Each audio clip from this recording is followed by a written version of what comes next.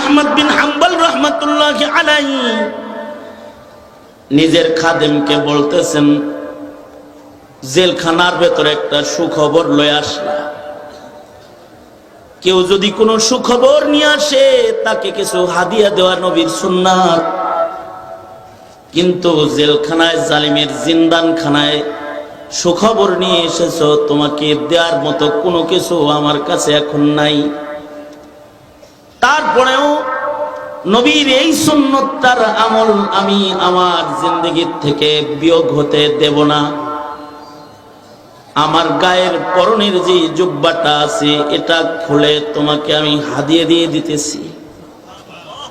যেই জুব্বাটা জালিমের বেতের আঘাতে আঘাতে ছিঁড়ে গেছে, আমি জানি আগামীকালকে থেকে যখন আমার পিঠে বেত্রাঘাত করা হবে, আজকে পর্যন্ত বেতের প্রতিটি বাণী আমার জুব্বার কাপড়ে লেগে কাপড় ছিঁড়েছে। কালকের থেকে হয়তো বেতগুলো সরাসরি আমার পিঠের চামড়া ছিঁড়বে। তারপরও পিঠের পরে জালিমের বেতের চাবুক নিতে পারবো, নবীর সুন্নত জীবন থেকে সরাতে পারবো না। এই কারণে নবীর ছোট ছোট সুন্নাত, ছোট ছোট মুস্তাহাব কোন কোন ইমাম তার মাযহাবের ভেতরে নিয়ে এসেছেন। অর্থাৎ নবীজি জীবনে যে কাজটা একবার করেছেন, কোন ইমাম সেই কাজটাকেও নিজের মাযহাবে ঢুকাইছেন। এ কারণে যে আমার রাসূল যে জীবনে একবার জোরে আমিন বলেছে, এটা জমিনে জিন্দা থাক। তাই কোন ইমাম তার নামাজে জোরে আমিন বলেছেন। আমার নবী জীবনে কোন সময় হাত এভাবে উঠাইছেন। আমার নবীর জীবনের রফুল ইয়াদাইনের আমলটাও জীবিত থাক। এ কারণে কোন ইমাম সেটাকে নিজের মাযহাবে প্রবেশ করাইছেন। নবীজির প্রত্যেকটা সুন্নতের আমল যদি কেউ করতে চায় আর আল্লাহর পেয়ারা হতে চায়, তো মাযহাবী ইমামদের জিন্দেগি আর ফিকহের দিকে নজর করে তাকাইলে দেখা যায় আইম্মায়ে মুজতাহিদিন মাযহাবী যারা ছিলেন এরাই ওই জামাত যারা হুবহু সাহাবীদের অনুকরণকারী। সাহাবায়ে কেরাম যেমন নবীর অনুকরণ করেছে, তারাও নবীজির অনুকরণ করেছে। এ কারণেই মাযহাবী আইম্মায়ে কেরাম ছোট্ট থেকে ছোট্ট সুন্নতের মূল্যায়নকারী ছিলেন, এবং এক ইমামের কাছে আর এক ইমামের সুন্নতওয়ালা জিন্দেগির খবরও ছিল। যেমন ইমাম শাফি রহমাতুল্লাহ আলাইহি মুবারক স্বপ্ন দেখে খুশখবরি দেওয়ার জন্য আহমদ বিন হাম্বলের কাছে খাদেম পাঠাইছেন, যে যা বলো নবীজি স্বপ্ন যোগে তারা এই কথা বলছে। সুখবর নিয়ে খাদেম গেল। আহমদ বিন হাম্বল তখন জেলখানায় বন্দী আছে। জালিমের বেত্রাঘাতে ওনার পায়ের চামড়া ছিঁড়ে যায়, এমন জুলম আর নির্যাতনে আছেন। ওই সময় নবীর খুশখবর ইমামে শাফির পক্ষ থেকে খাদেম গিয়ে আহমদ বিন হাম্বলের কাছে পেশ করেছে, তুমি তোমার সিদ্ধান্তে অটল থাকো, এটাই সফলতার রাজপথ। সুখবরটা পাওয়ার সাথে সাথে আহমদ বিন হাম্বল রহমাতুল্লাহি আলাইহি নিজের খাদেমকে বলতেছেন, জেলখানার ভেতরে একটা সুখবর লয়ে আসলা। কেউ যদি কোনো সুখবর নিয়ে আসে তাকে কিছু হাদিয়া দেওয়া নবীর সুন্নাত। কিন্তু জেলখানায়, জালিমের জিন্দানখানায় সুখবর নিয়ে এসেছো, তোমাকে দেওয়ার মতো কোনো কিছু আমার কাছে এখন নাই। তারপরেও নবীর এই সুন্নতটার আমল আমি আমার জিন্দেগির থেকে বিয়োগ হতে দেব না। আমার গায়ের পরনের যে জুব্বাটা আছে এটা খুলে তোমাকে আমি হাদিয়া দিয়ে দিতেছি। যেই জুব্বাটা জালিমের বেতের আঘাতে আঘাতে ছিঁড়ে গেছে, আমি জানি আগামীকালকে থেকে যখন আমার পিঠে বেত্রাঘাত করা হবে, আজকে পর্যন্ত বেতের প্রতিটি বাণী আমার জুব্বার কাপড়ে লেগে কাপড় ছিঁড়েছে, কালকের থেকে হয়তো বেতগুলো সরাসরি আমার পিঠের চামড়া ছিঁড়বে।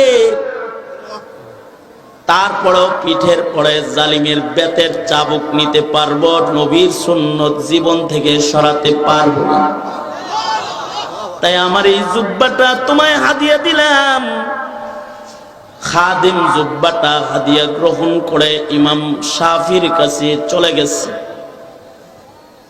ইমাম শাফি খাদেমকে দেখে বলে, সুখবর দিয়েছিস? যে দিয়েছি। কি হাদিয়া দিয়েছে আগে তাই বল। ওগো ইমাম, আমি হাদিয়া পেয়েছি, আপনি কেমনে জানলেন? ইমাম শাফি বলে, জমানার আশিকে রাসূল আহমদ বিন হাম্বলের দরবারে গেছো, আর সুন্নতের আমল ছাড়া সে তোমাকে বিদায় দিয়েছে, তা হয় না। সুখবর পেলে সুন্নত হলো হাদিয়া দেওয়া। নিশ্চয়ই ইমাম তোমাকে কোনো না কোনো কিছু হাদিয়া দিয়েছে। কি হাদিয়া দিয়েছে বলো। খাদেম বলে, হযরত, দেওয়ার মতো জেলখানায় ওনার কাছে কিছু নাই, কিন্তু সুন্নতের আমল করার জন্যই ইমাম তার গায়ের জুব্বাটা পর্যন্ত খুলে আমায় হাদিয়া দিয়ে দিয়েছে। কাল থেকে হয়তো জালিমের বেতের আঘাত তার পিঠের চামড়া ছিঁড়বে। জুব্বা হাদিয়া পেয়েছি। ইমাম শাফি বলে, জুব্বাটা দে, আমার কাছে একটু দে। আশিকে রাসূলের গায়ের জামাটা আমাকে দে। খাদিম জুব্বাটা ইমাম শাফির হাতে দিলে ইমাম শাফি জুব্বাটা চুমা খায়। জুব্বাটা হাতে নিয়ে ঘরের ভেতরে চলে যায়। কিছু সময় পরে জুব্বা নিয়ে বাইরে এসে খাদেমকে বলে, তোর হাদিয়া তোরে ফেরত দিয়ে দিলাম, লয়ে যা। খাদিম বলে, হযরত, শুকনা জুব্বা নিলেন আর ভিজা জুব্বা ফেরত দিলেন, বুঝি নাই ভিজলো কেমন করে?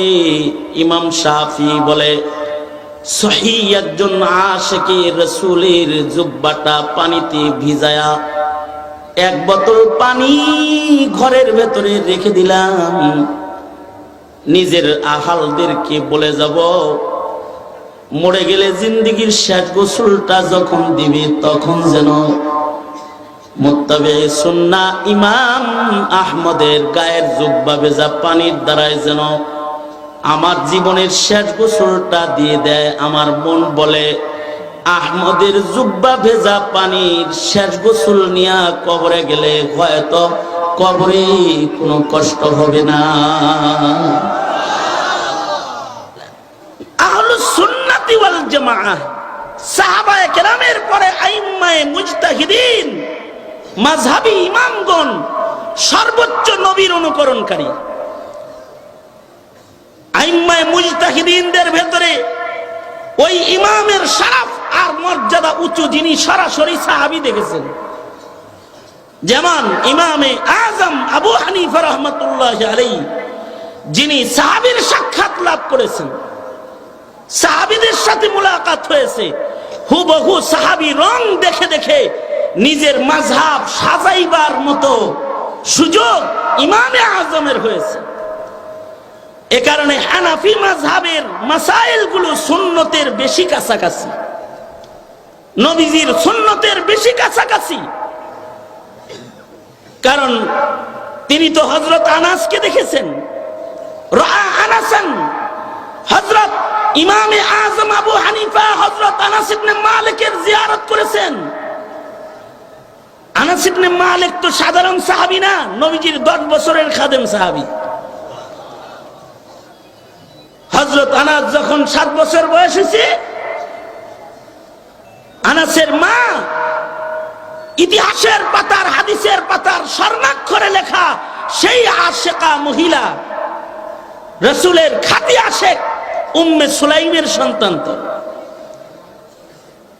উম্মে সুলাইম নিজের সন্তানকে নবীর মর্যাদা শিখাইছে। তুমি যদিও নবীর মর্যাদা তোমার সন্তানকে এখন শিখাও না, তুমি তোমার সন্তানের মাথায় টুপি পরায় দিয়ে এটা বলতে পারো না যে এটা নবীর সুন্নাত। এইটা পূর্বে ইহুদির পোশাক কিনে সন্তানরে পড়াইলা, পাঞ্জাবি কিনে নিজের হাতে পড়ায় সন্তানরে এটা বলো না যে এটা নবীর সুন্নাত, এটা পড়বি। তুমি সুন্নতের সাথে নবীর সাথে তোমার সন্তানের পরিচয় করাও না বটে, কিন্তু সাহাবীরা তো নবীর সাথে নিজের সন্তানের পরিচয় করাইতো। ছোট ছোট সাহাবী তারা ছিল আশিকের রাসূল, বাচপান দুধ খায় এমন সাহাবীরাও আশিকের রাসূল, কারণ তারা নিজের মা বাবার কাছ থেকে নবীর আলোচনা শুনেছে। এখনকার নবপ্রজন্ম ইহুদ নাসারার শিক্ষা এত বেশি পায় যে নবীর নাম তাদের কানে যায় না। সঙ্গত কারণে নবীর প্রেমে ডাক দিলে তাদের কণ্ঠে নবীর নাম উচ্চারিত হয় না। নবীর ইজ্জতের সওয়াল আসলে তারা ময়দানে বের হয় না, কারণ তাদেরকে নবীর পরিচয় দেয়া হয় না।